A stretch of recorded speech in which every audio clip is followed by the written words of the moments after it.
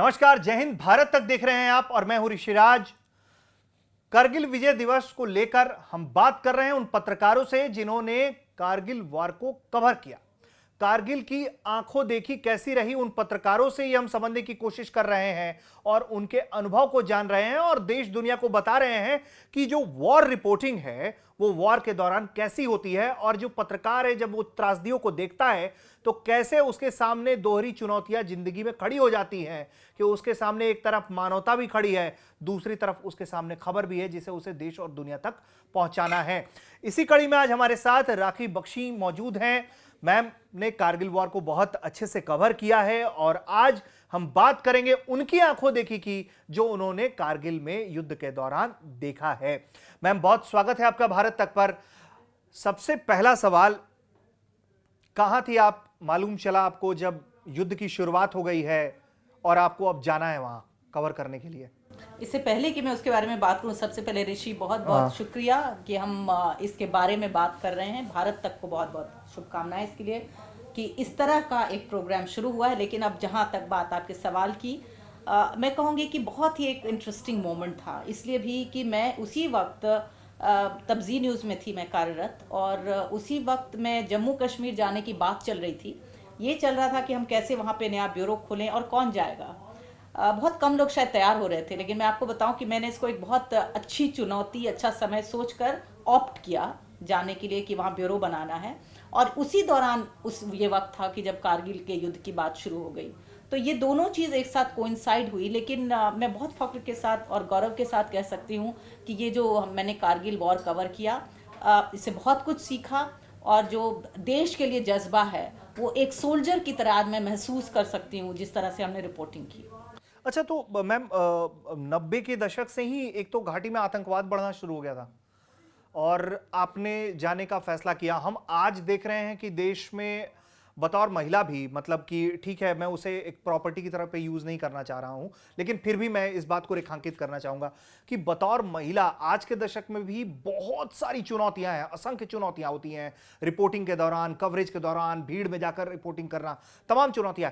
उस वक्त में बतौर महिला पत्रकार इस तरीके से चैलेंज ले लेना, एक्सेप्ट करना आगे आकर कि मैं जाऊंगी, मुझे भेजिए वहां पे, ये जानते हुए कि वहां पर गोली कभी भी किसी भी तरफ से आ सकती है और आपको लग सकती है, क्योंकि घाटी में आतंकवाद बढ़ रहा था, और उसके बाद फिर युद्ध के मैदान में जाने का फैसला।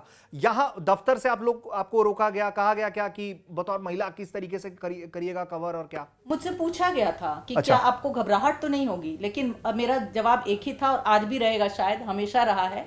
कहीं ना कहीं मैं कहूँगी चुनौतियां स्वीकार करना मुझे पसंद है। उस समय भी किया मैंने, और मैंने कहा जो भी हालात सामने आएंगे उसका सामना मैं करने के लिए तैयार हूँ। और मुझे लगता है कि बाद में मेरे सीनियर्स ने बहुत इसको सराहा भी, बहुत सपोर्ट मिला मुझे।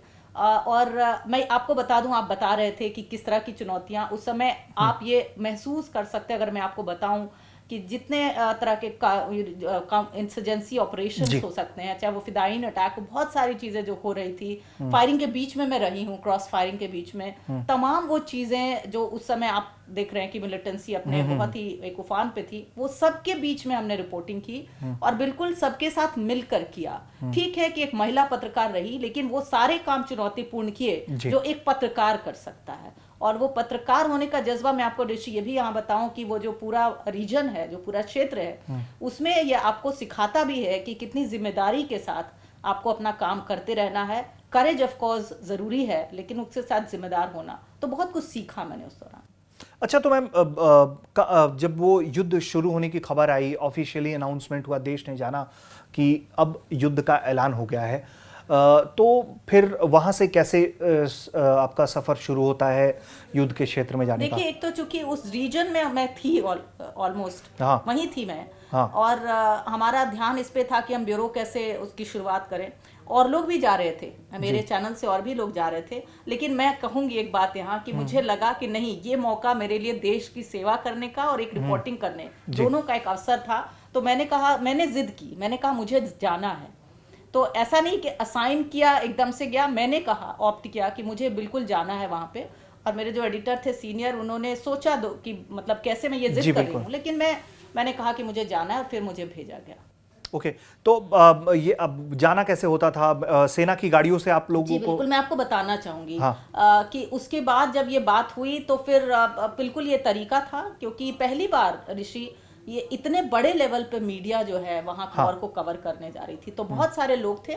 मैं कहूँगी कि उस समय जिस तरह से इसको कोऑर्डिनेट किया गया, तो हम लोग श्रीनगर में पहुंचे, जो सेना का वहाँ पर हेडक्वार्टर है जी। वहाँ हम पहुंचे और वहाँ से बाकायदा एक बस थी। बस में हम बहुत सारे पत्रकार थे। सुबह का वो मौका था। उसके पहले मुझे याद है कि मैं एक हॉस्टल में कहीं थोड़े दिन कोई जगह नहीं थी, वहाँ रह रही थी। वहाँ से मैं पहुंची, नई जगह थी मेरे लिए भी। लेकिन हम बस में बैठकर जब जा रहे थे तो मुझे याद है कि रास्ते जो हमने देखे, और किसी ने कहा कि दूर से पड़ोसी देश दिख रहा है जो अटैक कर रहा है पाकिस्तान। ये सब कुछ इतना नया भी था और एक अजीब सा जज्बा था। लेकिन वो मैं कहूँगी और बार बार इस बात को शायद मैं कहना चाहूँगी कि उस समय हम एक पत्रकार थे, हम रिपोर्ट करने जा रहे थे, लेकिन हमें ये महसूस हो रहा था कि हम अपने देश के लिए रिपोर्ट करने जा रहे हैं। जी बिल्कुल। तो अब वहाँ आप जब जाती हैं और युद्ध शुरू हो चुका था उस दौरान। हाँ। अगर मैं थोड़ा रोकूं हाँ आपको, प्लीज तो बोलिए। हम बस से जब पहुंचे और उस समय शाम का समय था जब मैं पहुंची, बिल्कुल याद है मुझे। उस समय उस वक्त हमारे 35 और पत्रकार भाई वहाँ मौजूद थे। उस समय शायद फिर से मैं उस वक्त उस घड़ी में महिला पत्रकार एक ही सियाचिन होटल में हम पहुंचे। अच्छा। वहाँ हमारे रहने का की बात हुई थी। मैं नहीं कहूँगी बंदोबस्त, क्योंकि बंदोबस्त कुछ भी नहीं था। और सब वहीं पे इकट्ठा हो रहे थे। तो मैं वहाँ पहुँची तो सबने देखा कि मैं आ गई हूँ, तो सबने कहा कि ठीक है, अब हम लोगों को सबको मिलकर काम करना है। तो हम लोग किस तरह से शाम में चर्चा हुई और फिर बात आगे बढ़ गई। तो सियाचिन होटल जो है वो पॉपुलर था, कोई वहाँ पे मौजूद नहीं व्यवस्था थी। आपको खाने का इंतज़ाम खुद करना था, आपको रहने का भी रूम कमरा जरूर मिल गया था, लेकिन कोई और व्यवस्था मौजूद नहीं थी जो होटल में होती है। एक फोन था नीचे एक रिसेप्शन रूम में, उसमें हम लोग लगे रहते थे, पिले रहते थे, तो जाके हमारा नंबर मिल पाता था। तो ये सोचना कि खाने का कोई भरोसा नहीं है, कहाँ मिलेगा, बहुत दूर जाना पड़ेगा। एक महिला पत्रकार होने के नाते आपको कहूंगी बहुत सारी और भी समस्याएं होती हैं, हाइजीन की समस्या होती है जो कि हुई और उसको भी डील करना पड़ा उसी वक्त। लेकिन सबसे ज़रूरी बात ये थी कि आपको ये पता था कि अब हमें देखना है कि हम कैसे, सोल्जर्स हमारे उस समय लगे हुए थे और जज्बे के साथ, तो हमें कैसे रिपोर्टिंग करनी है और एकदम एक सही पर्सपेक्टिव में करनी है। ठीक है, तो अब चलते हैं हम जरा युद्ध के मैदान की तरफ। जब आप वहाँ पहुँचती हैं कवरेज करने के लिए, किन किन इलाकों से आपने कवरेज किया? जवानों से आपकी बात होती होगी, वो उनके दिमाग में उस वक्त क्या चल रहा था जब युद्ध के मैदान में थे? उन्हें मालूम था कि कभी भी उनका बुलावा आ सकता है, उनको जाना पड़ सकता है बिल्कुल आगे के मोर्चे पर लड़ने के लिए। मैं पास के इलाके में ज्यादा गई। मुझे याद है द्रास, मैं आपको मंजर बताऊं अगर, पूरे का पूरा बंद एक इलाका, एक पूरे का पूरा रीजन जो बिल्कुल बंद है, जहाँ ताले लगे हुए हैं, वो माहौल था वहां पर। बल्कि मुझे याद है कि बीच में मुझे जाना था 2 मिनट अपने पर्सनल रिलीव करने ही, तो वो एक बहुत बड़ा चैलेंज बन गया एक महिला पत्रकार होते हुए उस वक्त। तो हमारे साथियों ने उस समय मदद की। उसके अलावा जो भी पास के रीजन थे हम वहाँ तक गए। सुरू की नदी बहती है वहाँ से, वहाँ के, मैं बहुत ऊपर तक नहीं जा पाई थी, बहुत ऊपर जाने का मुझे वक्त नहीं मिला जबकि मैं जाना चाहती थी। लेकिन इन इलाकों से हम बस गुजरे और वहाँ पर जो जवान हैं, मैं आपको ऋषि बताऊं, सबसे पहले हमें ये दिखाया गया जैसे हम पहुंचे कि आपको शेलिंग अगर हो जाए तो उससे बचना कैसे। तो मुझे याद है सबसे पहला विजुअल जो मुझे याद आता है, हम सब लेट के, और वो जो ड्रिल होती है, पहले हमने उस ड्रिल को पहले देखा, वो जो नीज पे चलने के लिए बताया, और लेट के भी, और कैसे एस्केप करना है, ये सारा ड्रिल जो प्रिलिमिनरी ड्रिल होता है, जाते के साथ ये करना पड़ा हमें। और उन्होंने हमें सिखाया कि आपको बचना कैसे, और तमाम और भी जानकारियां दी कि अगर आप भी अगर सामने पड़ गए तो आपको कैसे इन चीज निशाना अगर आप बने तो आप उनसे कैसे आप चुनौतियों का सामना करेंगे। तो ये सब चीज़ें हमें सेना के साथ सिखाया गया और लगातार सेना से बातचीत होती रहती थी। और ये बात कहना कोई बहुत बड़ी बात नहीं होगी, लेकिन आज याद करके बहुत ही गर्व भी होता है, खुशी भी होती है और बहुत आश्चर्य भी थोड़ा होता है। इस तरह का बड़ा जज्बा कि जिसको भी देखो आप सेना का और सिपाही हो या बड़ा ऑफिसर हो, वो बिल्कुल बिना कुछ सोचे अनकंडीशनली अपना काम आगे करने के लिए तैयार था। और किसी को ये नहीं था कि मतलब मुझे फैमिली की परवाह है। और मैंने पूछा भी कि भाई इस तरह से कैसे आप आगे जाने को सोच रहे हैं, उन्होंने कहा ये देश के लिए हमारा जज्बा है, हम कुछ भी करने के लिए तैयार हैं, लेकिन हमारी विक्ट्री होनी चाहिए। आप जब देख रही होंगी लड़ाई, आपके पास खबरें भी अलग अलग क्षेत्रों से आ रही होंगी। जैसे हम बंकर के अंदर गए हैं, और बंकर की भी तरह तरह के बंकर्स हैं। और आप ये सोचिए कि बंकर में रहना हमें तब पता लगा कि जब सोल्जर्स बंकर में रहते हैं तो वो कैसे रहते हैं जी। बहुत मुश्किल है, जहाँ पे आपके ऊपर सारी बोरियां और सब कुछ रखे हुए हैं, आप अंदर हैं और आपको बिल्कुल एक सुरंग में रख दिया जाए। तो अब के तो सुरंग काफी हाईटेक हो गए हैं, अलग अलग तरह की व्यवस्थाएं हो जाती हैं, लेकिन तब के वक्त के बंकरों में कोई व्यवस्था नहीं होती है, मतलब ना पानी की, ना वॉशरूम की, यहाँ तक कि हवा भी आप तक कैसे पहुंचेगी वो भी पहुंचाने की अपने आप में एक चुनौती रहती है बंकरों में। तो इन तमाम चुनौतियों से आप गुजर रही थी। जब आपने रिपोर्टिंग वहां पर करना शुरू किया होगा युद्ध के, तो जो जवानों से आपकी जब बात होती होगी तो कई तरह के आपके मन में सवाल आता होगा कि इनके घर वालों के मन में क्या चल रहा है। जवानों से कभी आपने पूछा कि आपकी घर पर बात हुई, घर वाले क्या पूछ रहे हैं आपसे? नहीं, वो कहते थे कि हमें लगता है 2 मिनट के लिए, ये एहसास तो किसी के अंदर से जाता नहीं, और ये एहसास एक फैमिली के लिए, फैमिली की तरफ उनका और फैमिली का उनके लिए ये बरकरार रहता है। लेकिन मैंने देखा कि इन सबको सबसे ऊपर उन्होंने अपने इरादे रख लिए थे जी। और अगर मैं थोड़ा सा इसके और आगे जाऊं ऋषि, कि स्ट्रैटेजिकली क्या हुआ था, और अगर आप उसके बारे में भी अगर हम बात करेंगे आगे, तो वो भी एक मुद्दा रहेगा कि 2-3 लेवल्स पे, जो एक तो हायर कमांड जो होता है वो कैसे फैसले पॉलिसी लेवल पे ले रहा है, एक जवान कैसे सोच रहा है, और एक ऑफिसर उसको कोऑर्डिनेट कैसे कर रहा है। हाँ। ये सब चीजों को भी बहुत नजदीक से हमें देखने का मौका मिला, और नो डाउट कि ये कोऑर्डिनेशन बहुत ही मजबूत, बहुत कलेक्टिव अप्रोच था, और बिल्कुल आगे तक गया हुआ था। तो सारे पॉइंट्स पे आप देख लीजिए कि एक तरह से सबने ताना बाना बहुत सख्ती से बुना हुआ था जी। अच्छा, तो वो रिपोर्टिंग करने के दौरान कभी ऐसा हुआ कि आप फंस गई, जो शेलिंग हो रहा था, फायर आ रही थे, ऐसी किसी परिस्थिति में आप वहाँ फंसी? मुझे लगता है कि बहुत नज़दीक से ज़रूर देखा हमने, मैं खुद नहीं कहूँगी कि मैं खुद फंस गई उसमें, लेकिन ये बहुत नज़दीक से हम सुनते थे, हमें आवाज़ आती थी रोज शेलिंग की, हम आवाज़ देखते थे।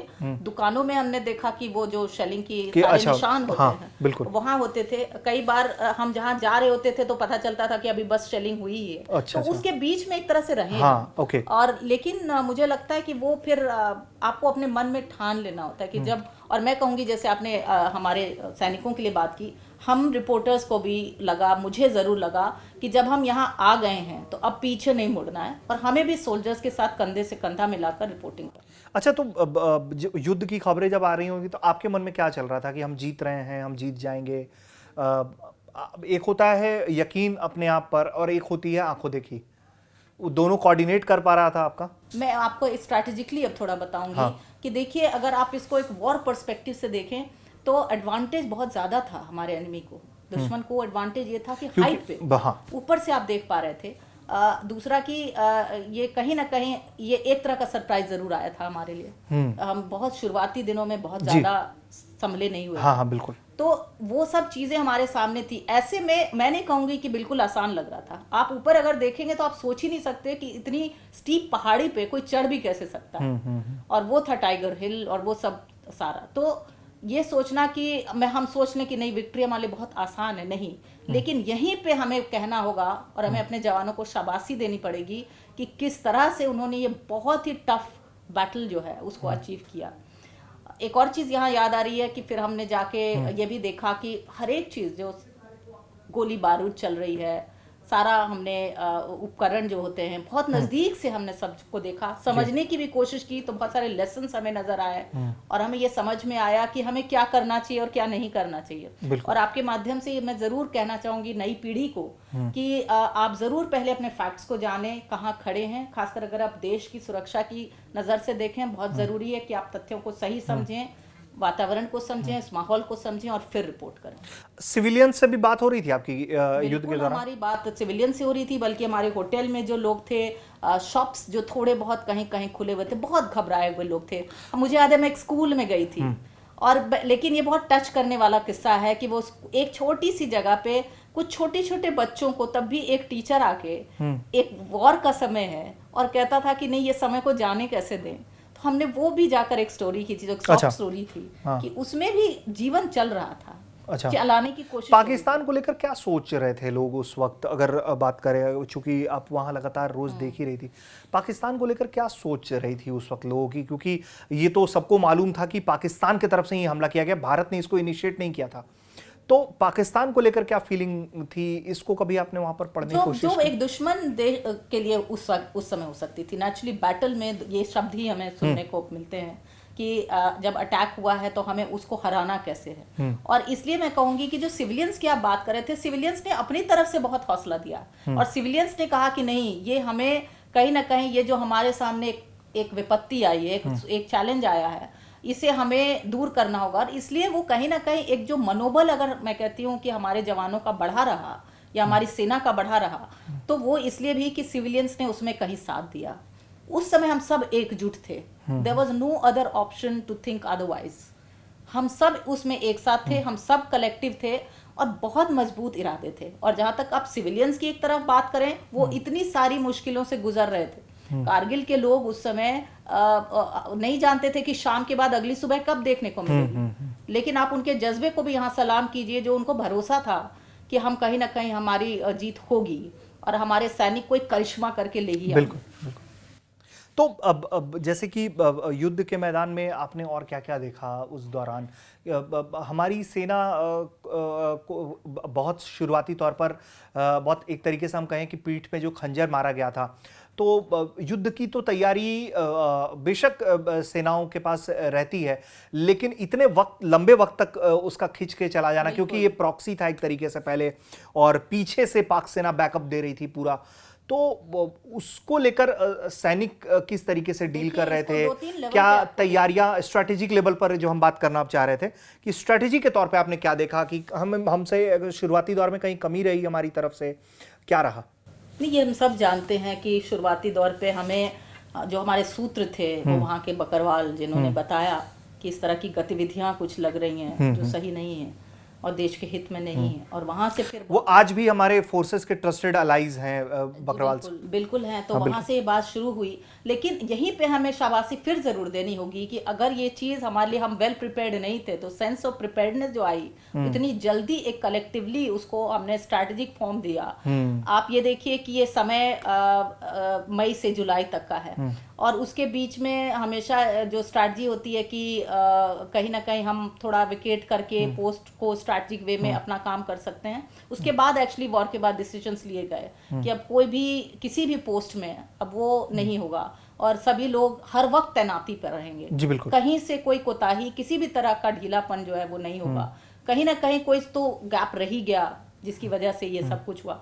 तो स्ट्रैटेजिकली एक हाइट की आप बात कर लीजिए, मौसम की बात कर लीजिए, और उनके तौर तरीकों की बात कर लीजिए, जिस तरह से वो काम कर रहे थे। तो मुझे लगता है कि यहाँ पर पॉलिसी लेवल पे, और उस पॉलिसी लेवल को इम्प्लीमेंट नीचे तक कर पाना, क्योंकि आप देखिए कि सिर्फ ऑफिसर्स नहीं, संजय कुमार जैसा भी सिपाही हमारे साथ हमारा चला जाता है, विक्रम बत्रा तो गई जो हीरो हैं आज के, लेकिन हर लेवल पे जवान से लेकर हमारे मेन से लेकर सोल्जर्स, उन्होंने अपनी जान गंवाई। तो naturally strategically we worked a lot on that and very meticulously. और मैं कहूंगी कि उस समय कहीं ना कहीं ऊपर से नीचे तक, लीडरशिप की भी बात करूंगी कि ऊपर से नीचे तक जो है वो ताना बाना बहुत ही मजबूती से चुना गया। मीडिया को बुलाया गया, मीडिया को सही समय पे बताया भी सब कुछ गया, और इस तरह से जो एक चक्रव्यूह रचा गया भारत की तरफ से, वो मैं कहूंगी कि हमारे लिए एक बहुत बड़ा केस स्टडी भी है ऑफ कोर्स। अच्छा, तो ये सैनिकों से बात करने के दौरान कभी आपने उनसे पूछने की कोशिश की थी क्या कि सरकार जिस तरीके से काम कर रही थी उस वक्त देश की, उसको लेकर कभी फीडबैक लेने की आपने कोशिश की थी निजी तौर पर, या कैमरे पर आपने कभी रिकॉर्ड करने की कोशिश की हो कि सैनिक या जो सेना के बड़े सैन्य अधिकारी हैं उस सरकारी नीति को लेकर क्या सोच रहे हैं? नहीं, आई थिंक कि उस समय कमियां भी रही, ऐसी तो नहीं बात है कि नहीं रही, लेकिन मुझे लगता है कि हर जवान और हर सेना का व्यक्ति उस समय इन सबको पीछे छोड़कर आगे बढ़ रहा था। और ये शायद आज के लोगों को सुनने में आश्चर्य ही लगेगा, लेकिन मैं बार बार ये कह रही हूँ कि it was only that spirit to win for the nation. ये जो जज्बा इतना बड़ा बन गया था कि कई चीजें जो शायद उपलब्ध उस समय जल्दी से ना हो पाई हो, उसको पीछे छोड़ के भी लोग आगे बढ़ रहे थे। तो आपने देखा होगा कि कुछ भी हाथ में नहीं है तो भी आगे चले जा रहे हैं, वेपन्स नहीं है तो भी चले, मैन टू मैन फाइट में भी बहुत इंडल्ज हुए। तो ये जो बिल्कुल टेकिंग ऑन द एनिमी जिसको बोलते हैं ना, और हर लेवल पे होना बहुत हाँ, वो बड़ी बिल्कुल मतलब कि देश सर्वप्रथम और देश सर्वोपरि वाली जो बात थी, जो नीति वहां दिखाई पड़ रही थी, वो तो ठीक थी। लेकिन एक तरीके से हम देखते हैं, बतौर पत्रकार भी आप बताइएगा कि बस सेवा शुरू की गई और एक तरीके से यकीन दिलाने की कोशिश की गई कि देखो, जो पड़ोसी है वो दुश्मन ही नहीं है, उससे मित्रवत संबंध भी हो सकते हैं। लेकिन अचानक से फिर ये सब कुछ होता है और पूरी स्थिति पलट कर रह जाती है, तस्वीर दूसरी हो जाती है। दोस्ती के नाम पर जिस तरीके से पड़ोसी मुल्क ने गद्दारी की, एक तरीके से हम कहेंगे बतौर दोस्त, बतौर पत्रकार आपको लगता था कि ये सस्टेनेबल है दोस्ती, ये सस्टेन कर सकती है? जब आप, क्योंकि आप तो डेली इस तरह के कवरेज में आप रहती नहीं। इसको जो टैक्टिक बोलते हैं वॉर में, गुरिल्ला टैक्टिक बोलते हैं, जिसमें आप छिप के और स्ट्रैटेजिक और रीजन का फायदा उठा के या मौसम का फायदा, जैसे विंटर में छुप जाना और फिर स्नोफॉल जब हो, तो ये सारी स्ट्रैटेजी उनकी रही है। ये चीज जो है वो मुझे लगता है कि जैसे आपने कहा कि बहुत, मैं समझौता से भी गई हूँ, मैं समझौता एक्सप्रेस में भी गई हुई हूँ जब ये शुरू हुआ ट्रेन, और ये सारी चीजें जो होती है वो इसलिए कि चलिए हम दोस्ती का हाथ बढ़ा के देखते हैं, बातचीत करते हैं, संवाद करते हैं। तो मुझे लगता है कि बार बार, लेकिन ये छल की प्रक्रिया जो है वो शुरू करना मुझे लगता है कि हमें मजबूत बनाती है। मैं आज ये कहना चाहूंगी कि हमें और मजबूत बनाती है, हमें और इकट्ठा करती है, हमें यूनाइट करती है कि हमें फिर आपको सही सबक सिखाना होगा। पिछले बार से और ज्यादा एक डिग्री बढ़ा। आई थिंक कारगिल इसका बहुत बड़ा एग्जांपल है कि हमने सही लेसन्स लिए, उसके बाद पॉलिसी डिसीजंस में बहुत सारे फेर बदलाव हुए, उसके बाद लिए गए, और उस समय, लेकिन मैं कहती हूँ कि रिसोर्स इतना बड़ा मुद्दा फिर भी नहीं बना, जितना कि जज्बा हमारा उससे ऊपर उठ गया। बिल्कुल, जज्बे से जो जीत हासिल हुई वो ज्यादा बड़ी चीज। और मैं ये बिल्कुल एक निष्पक्ष होकर ये बात कह रही हूँ, क्योंकि जब हम बात करते थे तो वो कहते थे कि हमें बस युद्ध में हमें आगे जाना है, बल्कि उसके लिए लड़ाई होती थी कि कौन आगे जाएगा और कौन शहीद हो जाएगा, तो सही में वो जिसको कहते हैं कि उसकी खुशी उसमें होगी। ये एक बहुत अनोखी चीज है जो हम भारतीयों के अंदर उस समय हमको देखने को मिली। And I have spoken at many platforms, और मैंने कहा है उन सोल्जर्स का ये जज्बा देख के मुझे लगा कि मैं राखी बख्शी, जब मैं वापस आई तो I became a different rakhi all together, because ये चीजें जो मैंने वो देखी है, ये करेज का एक महानतम जज्बा, ये हमें खुद को, रिपोर्टर्स को कहा भी जाता है कि जब आप वॉर या कोई बैटल कवर करते हैं तो उससे इम्पैक्ट हो जाता है। और मेरा इम्पैक्ट सिर्फ ये है कि मैंने सीखा उनसे कि आपको चुनौती को कैसे हेड ऑन टेक ऑन करना है और पीछे नहीं देखना। अच्छा, तो भावुक हो जाती थी आप कभी? बहुत हो जाती थी, मैं आपको अभी भी लग रही होंगी, क्योंकि मुझे उस समय लगता था खड़े होके कि हम कहाँ खड़े हैं। हाँ। हमारे लोग जा रहे हैं। हाँ। हर दिन आपको खबर मिलती थी कि हमारे लोग हाँ, बिल्कुल, शहीद हुए हैं। हाँ। और उस समय आपके अंदर का जो भारतीय है वो बिल्कुल आगे आता है, और देश प्रेम का ये जज्बा एक रिपोर्टर होने के अलावा, और मुझे लगता है कि एक रिपोर्टर जब इस तरह के वॉर में कवर करता है, मैं अपने देश के लिए कहूँगी, तो वो उसको सिर्फ देश के लिए अपना प्रेम दिखाई देना चाहिए और कुछ नहीं, क्योंकि यहाँ आप नहीं कह सकते हैं कि नहीं आप उन चीज़ों को ही ज़्यादा हाईलाइट करें, क्योंकि उसके बीच में भी तो एक व्यक्ति, एक सैनिक अपना काम कर रहा है। हाँ, बिल्कुल, मेरा ये मानना है। अच्छा, तो ये बताइए, घर पर कैसे बात होती थी आपकी?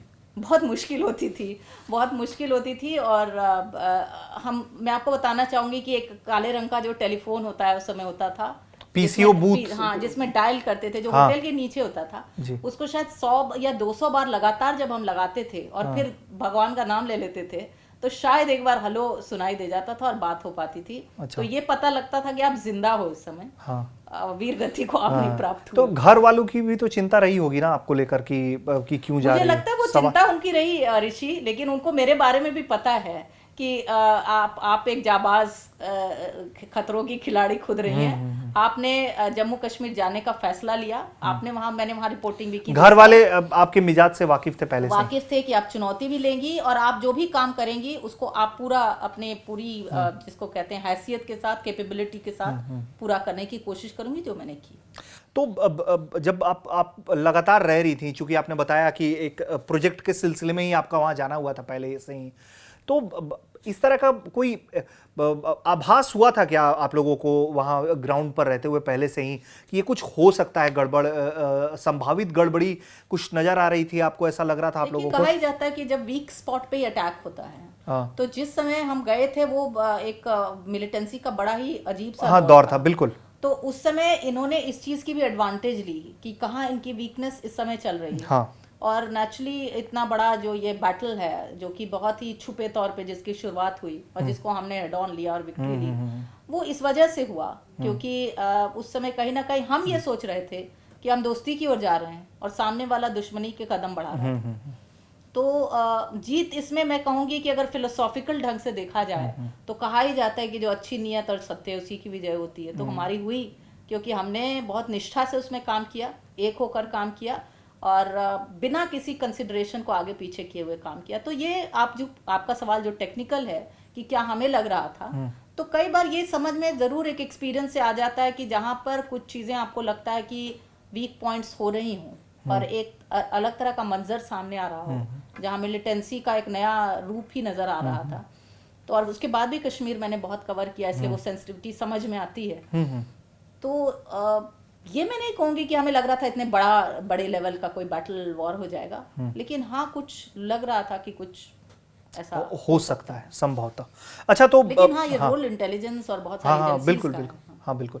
अच्छा तो मुझे ये बताइए कि कोई ऐसी बातचीत, कोई घटना रिपोर्टिंग के दौरान जो आपके साथ हमेशा रहता है? 99 का जब जिक्र करती हैं आप, क्या तस्वीर सबसे पहले आपको आती है? मैं आपको बताऊंगी, मेरे साथ ये इराक में भी हुआ और मैंने 2 वॉर कवर किए। इराक में भी बाद में मैंने वॉर कवर किया, लेकिन यहाँ की भी बात करगिल में लोग बहुत अच्छे और सच्चे हैं। और हम जब जाते थे तो हमसे पूछते थे कि आप यहाँ क्या करने आई हैं, तो हमने कहा कि हम यहाँ पे वॉर कवर करने हैं। तो वो हमसे यही सवाल पूछते थे, आपको डर नहीं लगता कि आपको क्या हो जाएगा? तो हमने कहा हम आपके लिए आए हुए हैं। और इसमें से फिर कई महिलाएं होती थी जो हमें कुछ अपने घर का ही खिला देती थी जी। क्योंकि खाना बिल्कुल नहीं होता था, बहुत मीलों हमें चलना पड़ता था कुछ खाने के लिए। तो ये जो जज्बा इंसानियत का होता है, ये आपको एक तरफ वॉर देख रहे हैं, वॉर का चेहरा क्या भयानक है, और ये है इंसानियत का चेहरा जो आपको ये दिखाता है कि आप स्ट्रेंजर्स हैं हमारे लिए, बट हमारे रूट के साथ में आ रहे हैं। तो उन लोगों को, कारगिल के जो लोग हैं उनको बहुत समझने का मौका मिला उनके साथ बातचीत करके, और वो उन्होंने बहुत ही अपनाया हमें। वहाँ के जो होटल के लोग हैं, अगर सियाचिन होटल के लोग देख रहे हैं, आपने हमें चाय पिलाई, आपने कहीं से चावल लाया, कभी हमें वो भी खिलाया दाल के साथ, तो हम बहुत शुक्रिया आपका अदा करते हैं क्योंकि बहुत मुश्किल था वो। बिल्कुल बिल्कुल, बहुत मुश्किल वक्त था। अच्छा मुझे ये बताइए, चूंकि आप उस दौरान इंटरव्यूज़ भी कर रही होंगी लगातार जवानों के, सेना के अधिकारियों के, कोई ऐसी बात जिसको लेकर आप अटक के रह गई कि सैनिक ऐसा कुछ कह गए, मन की बात बता दी उन्होंने, या ऐसा कोई बात बताया जो बहुत फर्स्ट हैंड आपको लगा कि ये तो एक्सक्लूसिव जानकारी आपके हाथ आ गई है? इस तरह की कोई वाकयात या जवानों से बातचीत जब आप करती होंगी या सैन्य अधिकारियों से, वो कोई वाकया अगर आप साझा करना चाहें तो? नहीं, मेरे ख्याल से उस समय यही बात मैं फिर भी दोहराऊंगी कि एक तो कोऑर्डिनेशन चूंकि बहुत सही था और ब्रीफिंग भी सही थी, तो हर चीज को डेजिग्नेटेड लोग भी थे जो बात कर रहे थे। लेकिन अगर आप नीचे के लोगों को देखें तो आपको लगेगा कि भाई ये इसके सामने इतना क्या है कि ये अपने देश के लिए इतना कुछ करेगा। तो वो कहते थे कि हमें फिक्र होती है, घर वालों को हमारी फिक्र होती है, लेकिन इस समय हमने अपनी फिक्र को वहां नहीं डाला हुआ है, और इस समय हम अपनी फिक्र सिर्फ हमने देश को और कारगिल युद्ध को आगे बढ़ाने के लिए डाला हुआ। बिल्कुल। जहां तक पॉलिसी लेवल की बात है, आई थिंक वो बहुत इनकरेजिंग थे, उन्होंने हमें इनकरेज किया और कहीं ना कहीं हमारे साथ जितना सपोर्ट कर सकती थी आर्मी उन्होंने किया उस वक्त। मेरे ख्याल से ऐसा कुछ नहीं कि बोला हो, कुछ इमोशनल बातें जरूर बोल ही जाते थे, कुछ लोगों को याद भी आती थी। क्योंकि मैं आपको बताऊं कि हम में से ही कुछ लोग पत्रकार और मेरे जो लोग वहां थे मौजूद, अगर वो देख रहे हो, तो शाम में हमने ये किया हुआ था कि कोई अपनी कविता ही सुना लेगा जब हम लौट के थके हारे आते थे। तो ये सब चीजें थी और यही चीज हमने नए आयामों को अपने सोल्जर्स में भी देखा। उन्होंने कुछ ऐसी चीजें भी कई बार साझा की, और वो जो थोड़ा बैठ जाते थे कहते थे हमारे लिए यही बहुत बड़ा क्षण है जिसमें हम थोड़ा रिलैक्स शायद हो पाते हैं और जिससे अगले दिन के लिए हम तैयार हो पाते हैं। बिल्कुल। और ऋषि, एक बात यहाँ पे आपको ये बताना चाहूंगी कि उस समय मीडिया तो रिपोर्ट कर रही थी, लेकिन रिपोर्ट करना भी इतना आसान नहीं था उस इलाके में। अच्छा। तो कारगिल में उस समय हम 1999 की बात कर रहे हैं, तो इतनी मीडिया टेक्निकली स्ट्रॉन्ग तो नहीं थी, हमारे पास सहूलियत कम थी। तो हम कार में, और खासकर एम्बेसडर कार मुझे याद है, में बैठ कर जाते थे और लेह में जाकर हम अपने टेप को वहां पर देते थे और फिर उसको वहां से वो रिले होता था और वो अच्छा। दिल्ली हेडक्वार्टर्स में पहुंचता था। तो एक स्टोरी को दिखाने के लिए आप इतनी जद्दोजहद मतलब कम से कम ये 24 घंटे की इसमें बराबर की बराबर देरी की डिले। आप उतना ट्रैवल कर रहे हैं, गाड़ी से जा रहे हैं वो भी, और वो गाड़ी से रास्ते भी आप समझ सकते हैं उस समय हाँ, के बिल्कुल, बड़े dangerous बिल्कुल, थे। बिल्कुल, बिल्कुल। उसमें आप जा रहे हैं और वहां जाके रिले कर रहे हैं, फिर वापस आ रहे हैं और फिर अगले दिन लेकिन उसी जज्बे के साथ तैयार हो रहे हैं कि हमें अब फिर रिपोर्टिंग करने जाना है। अच्छा, तो अब मैं बहुत कुछ और सवाल है मेरे पास आपके लिए, ये कि इस युद्ध से बतौर पत्रकार या बतौर नागरिक देश के सबक आपने क्या लिया? बहुत चीज़ें मैंने सीखी। मैंने डिसिप्लिन सीखा, मैंने टाइम मैनेजमेंट सीखा है, मैंने कोऑर्डिनेशन सीखा, क्योंकि एक एक टाइम और हम वॉर कैसे जीतते हैं बहुत सूक्ष्म बातें होती हैं। एक एक स्ट्रैटेजिक स्टेप्स जो हम लेते हैं उसमें अगर हम टाइम की इधर से उधर गलती कर जाएं, अगर हमने कोऑर्डिनेटेड अप्रोच नहीं रखा, जैसे आपने देखा कि एक व्यक्ति चला जाता था शहीद तो दूसरा आगे बढ़ जाता था। तो ये जो एक अप्रोच था कि I will back your shoulder, इस तरह का जो अप्रोच है और सेल्फलेसनेस की बात जहां पर आ जाती है उस समय, और सिर्फ मोटो आगे रह जाता है। मोटो सिर्फ एक है आपका कि हमें कारगिल हासिल अपने लिए करना है जी। तो ये सब चीजें जो है वो जरूर मैंने सीखी। और सैक्रिफाइस करने की बात कि हम कई बार पत्रकार होते हैं, हमें लगता है कि हमने स्टोरी कवर कर ली, हमारी स्टोरी टीवी पे दिखाई दे दी और हम अचीवर बन गए, लेकिन उसके आगे इन सब के पीछे कितने लोगों की सैक्रिफाइस है। कारगिल में जैसे सोल्जर्स की देखी, मुझे लगता है कि I became a very very change person. और ये सारे वैल्यूज जो होते हैं, और ऑफ कोर्स एक यूनिटी, इंटेग्रिटी और एक अपने देश के लिए जो देशभक्ति का सही में एक जज्बा है, उस समय आपको सामने आता है। लेकिन और एक बात कहना चाहूंगी कि, और ये हालांकि फिर महिला होने की बात नहीं है, लेकिन कहीं ना कहीं जब महिलाएं भी रिपोर्टिंग कर रही हैं, उस समय इतनी महिला ऑफिसर्स भी नहीं होती थी। हाँ, बिल्कुल। तो अगर उतनी महिला ऑफिसर्स नहीं होती थी तो हम ही पत्रकार जा रहे थे, तो आर्मी के लिए भी एक नया अनुभव था वो हमारे साथ भी डील करना जी। तो वो हमने जो इंटरेक्शन उन्होंने फिर भी दिखाई, और हमने और हमारी सेफ्टी का और हमारी सिक्योरिटी का ध्यान रखा, और उसके बीच हमने जाके अपना काम कंधे से कंधा मिलाकर किया। हमने ये महसूस नहीं होने दिया कि हम विमेन हैं तो इसलिए हमें कोई ज़्यादा ही सहूलियत दीजिए जी। ये भी एक अलग तरह का अनुभव था। अच्छा, ये बताइए, आप पीटीसी भी आप उस वक्त आप लोगों की लगती होगी आपकी स्टोरीज में, तो वो तो पूरे देश में चलते, उस वक्त पूरा देश देख रहा था। ऐसा होता था कि आप आई, लौट कर कवर कर कर आई, कुछ दिनों बाद आसपास के इलाकों में आपको देखा गया, लोगों ने आपकी रिपोर्ट देखी हो, तो वैसा कोई वाकया हुआ? आपको लोगों ने कभी रोका टोका कि आपको मैंने वहां देखा था, क्या चल रहा है, जरा अब सच सच बता दीजिए। मुझे तो एक वाकया ये याद है कि मुझे किसी ने बोला ये कि अरे आज मैंने ना एक लड़की को देखा कि शेलिंग हो रही है और कुछ भागने की आवाज आ रही है, और वो मुझे बता रहा था और मैंने कहा कि ये मैं ही थी। अच्छा। मैंने कहा ये जो आपने देखा था ये एक्चुअली मैं ही थी। तो इस तरह के वाक्य होते थे, और ये मेरे साथ इनफैक्ट मैं बोलूँगी कि आगे भी कश्मीर में जब मैंने बहुत सारी चीज़ें कवर की तो ये बहुत बार होता था मेरे साथ कि लोग कहते थे कि एक दिन किसी ने, मेरे जानने वाले ने कहा कि आप गली में आज मैंने देखा कि एक लड़की भागती हुई जा रही थी और लग रहा था कि उधर फायरिंग हो रही है और बचती जा रही थी। तो मैंने कहा, और मैं वापस स्टूडियो आ गई, मैंने कहा वो मैं ही भाग रही थी। तो इस तरह की चीज़ें हैं जहाँ पर लोग एज अ रिपोर्टर आपको टीवी पर देख रहे हैं और एज ए ह्यूमन बीइंग वहां देख रहे हैं, तो मुझे लगता है कि उनका भरोसा आप पे जागता है। और ये मैं यहाँ पर कहूंगी कि भरोसा लोगों का पर ये भी जागता है कि आप उनकी बातों को सही और सच्चे तौर पर आगे ले जाएंगे, और ये एक चेन बन जाएगा to get the victory which happened.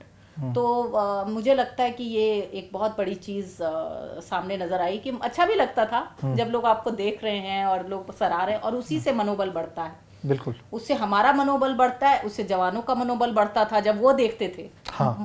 I think we also have to talk about कि कैसे हमारे सोल्जर्स को भी इससे बहुत मनोबल मिला, कैसे उनको साहस मिला जब उनको पता लगता था कि पूरा देश उनके पीछे है। जी बिल्कुल। और जो रिपोर्टिंग हो रही है हमारी तरफ से भी, वो कहीं ना कहीं उनको किस तरह से दिखा रही है, उनके जज्बे को। ये सारी सैक्रिफाइसेस हम दिखा रहे थे, पूरा देश रोया जब हमारे बत्रा और संजय कुमार गए, कालिया गए, तो पूरा देश एक साथ रोया। हम सबको लगता था जैसे हमारे बीच का कौन चला गया। हाँ। And we really felt it, but we also understood our responsibility, I must say. We understood where we were reporting from, what we should say and what we should not say. बिल्कुल, मतलब युद्ध को लेकर जब भी reporting होती है या कभी भी इस तरीके से आतंकवादी हमला होता है तो देश की सुरक्षा पर किसी भी तरीके का कोई कॉम्प्रोमाइज़ नहीं होना चाहिए और उसको ध्यान मद्देनजर रखते हुए हमें रिपोर्ट करना चाहिए। ये बिल्कुल आज के भी दौर के जो नए लोग पत्रकारिता में हैं उनको भी मैं यहाँ ये कहना चाहूंगी, क्योंकि पत्रकार के तौर पर हम बड़े उत्साही होते हैं और हमें लगता है कि हमें जो भी खबर मिल जाए, जैसे भी मिल जाए, हमको आगे उसको ले जाना है। लेकिन अगर हम इस तरह की चीज कवर कर रहे हैं, कारगिल युद्ध हुआ, बाद में भी बहुत सारे ऐसे मौके हैं, हमें ये जरूर जानना चाहिए कि हम क्या न करें ऐसा जिससे कि हमारे जो भी दुश्मन हैं या जो भी लोग जो हमारे लिए गलत अप्रोच रखते हैं उनको फायदा हो जाए। ये कभी नहीं हमें करना चाहिए बतौर रिपोर्टर भी। और मुझे लगता है कि इसके लिए कोर्सेज पहले चलते थे डिफेंस के। मुझे लगता है समय समय पर इस तरह की जानकारी पत्रकारों को अभी भी दी जाए तो अच्छा रहेगा। अच्छा, तो ये बताइए कि जब आप चूंकि वहीं थी लगातार उस क्षेत्र में, लोग आपसे अलग से भी पूछते थे कि क्या कि कौन जीत जाएगा? बिल्कुल पूछते थे कि अब हमारा अगला सवेरा कैसा होगा। और उनकी एक टोन होती है, तो वो पूछते थे कि क्या होगा। सब कुछ बंद हो गया था, स्कूल, सब कुछ, हर चीज, बाजार भी ठप पड़ गए होंगे। बाजार ठप पड़े, सब में दुकानों में ताले नजर आते थे। अच्छा। स्कूल बंद थे, पढ़ाई सबकी नहीं हो रही थी, लोगों को बच्चों के लिए भय लगता था, महिलाएं अंदर दिखती थी अपनी खिड़कियों से झांकती हुई। तो ऐसे में आप समझ सकते हैं कि वो पूछते, तो रोज पूछते थे हमसे, हर दिन पूछते थे कि अब क्या होगा, ये वॉर कब खत्म होगा, when the war will and, कि हम अपनी नॉर्मल जिंदगी कब जी पाएंगे कि नहीं, और हमारा क्या होगा। कुछ लोग तो कहते थे हमने आज ये शाम देखी, अगली सुबह देखेंगे या नहीं। तो ये तो माहौल था हमारा। और मुझे लगता है कि इसमें किस तो जो लोग पूछते थे उनको आप क्या बताती थी? हम उनको जरूर ये बताते थे कि आप देख रहे हैं कि किस तरह से हमारे लोग हमारे बहादुरी के साथ लगे हुए हैं, वीरता की जो निशानी है वो यहाँ है, और हमारे वीर जवान लगे हुए हैं, तो हमें सफलता जरूर मिलेगी। हम रोज उनको दिलासा देने का काम करते थे। तो आप ये देखिए कि हम पत्रकार एक तरह से इस तरह का मीडिएट भी कर रहे थे, जहां हम एक तरफ सिविलियंस को बता रहे थे, दूसरी तरफ हम जवानों का हौसला भी बढ़ा रहे थे। और चूंकि इतना उस समय पूरा नेशन वाइड मीडिया कवरेज था, उससे भी मुझे लगता है कि हमारे जवानों को, हमारी सेना को बहुत बल मिला। बिल्कुल, बिल्कुल। और हम सब ने मिलकर जो ये काम किया है, उससे मुझे लगता है कि ये विक्ट्री जो है, मैं तो मीडिया को भी, अपनी ही फ्रेटर्निटी को कहना चाहूंगी यहाँ पर कि और हम जज्बे के साथ काम करें, देश प्रेम के साथ काम। ठीक है, एक आखिरी सवाल अब इसको लेकर, उस दिन कहाँ थी आप जिस दिन ऐलान हुआ कि भारत ने ये जंग जीत लिया है, और क्या कर रही थी आप, क्या रिएक्शन हुआ आपके मन में? मुझे लगता है कि ये मैं बिल्कुल उस समय, शायद जब ये जीत हो गई थी तो शायद मैं वापस आ गई थी, लेकिन मुझे लगता है कि वो बयान करने लायक नहीं है। मुझे लगता है कि ये गूज बम्स, मैं अभी जब आपसे बात कर रही हूँ तो अभी भी मुझे आ रहे हैं। बता नहीं सकते कि हम कितने सारे स्टेप्स को पार करके वहां पहुंचे थे। बिल्कुल। और हमारा तिरंगा लहराया तो we felt like crying, we had tears in our eyes, और हम कुछ भी बोल नहीं पाए, स्पीचलेस हो गए थोड़े दिन के लिए, समय के लिए जैसे। तो बहुत बड़ी बात थी, ये बहुत बड़ी बात थी कि हम जीत गए थे, और हम सब ने जो पास खड़े थे एक दूसरे को गले लगा लिया, ये सबसे पहला हमारा रिएक्शन था। और हमने अपने मतलब इंडिया के लिए, जो हम अपने भारत देश के लिए कह सकते थे, जय हिंद, वो हमारे एकदम दिल से सबका निकला। उस समय हम सब भारतीय थे, एक थे, चाहे वो एक सोल्जर था, एक रिपोर्टर था, एक आम नागरिक था, हम सब एक थे। और मुझे ये फक्र है कि हम एक तरह से उनके मैसेंजर बन पाए, और हमने देश की उन चीज़ों को दिखाया आगे। तो मैं अपने आप को बहुत सौभाग्यशाली मानती हूँ कि मुझे कारगिल वॉर कवर करने का मौका मिला। और आज भी हर साल जब विजय दिवस मनाया जाता है तो याद आती है उन सब की जिनको हमने खोया है, और मेरे ख्याल से प्रोग्राम उन सबको एक तरह का ट्रिब्यूट होना चाहिए। बिल्कुल। जिन जो शहादत को हासिल हुए, और अभी भी उनकी फैमिलीज है, कुछ लोगों को हमने बाद में विजिट किया जाकर, तो समझ में आता है कि ये कुर्बानी सिर्फ उसकी भी नहीं थी जो लड़ रहा था, उसके घर वालों की भी थी जो उसके पीछे उसको संबल दे रहे थे। जी बिल्कुल। तो ये सबका था, हमारे लोगों का था, हमारे जवानों का था, हमारी स्ट्रैटेजी, हमारी रणनीति एट इट्स बेस्ट, और हम जीत पाए। बिल्कुल। तो यही वो जो जज्बा है, हर किसी को मोटिवेट करता है देश के लिए काम करने का, और देश के लिए अपना सर्वोपरि निछावर कर देने का। तो आप इस एपिसोड में आज के लिए इतना ही। हम आपको सुना रहे थे कारगिल की आंखों देखी राखी बख्शी के साथ, इन्होंने पूरे उस दौर को कवर किया। मैम, बहुत शुक्रिया आपका, आप आई, आपने वक्त दिया, आपने बताया कि वो कैसा दौर रहा। और आज का जो ये युवा पीढ़ी है या जो लोग भी आज इस दौर को सुनेंगे समझेंगे, हम उम्मीद करते हैं कि आपको इस तरह की बातचीत से सुनकर समझ कर आएगा कि ये कितना चुनौतीपूर्ण वक्त रहा था इस पूरे देश के लिए, जिससे निकलकर हिंदुस्तान आज यहां पर पूरी मजबूती के साथ पूरी दुनिया में खड़ा है। अभी के लिए इतना ही। देखते रहिए भारत तक। नमस्कार, जय हिंद।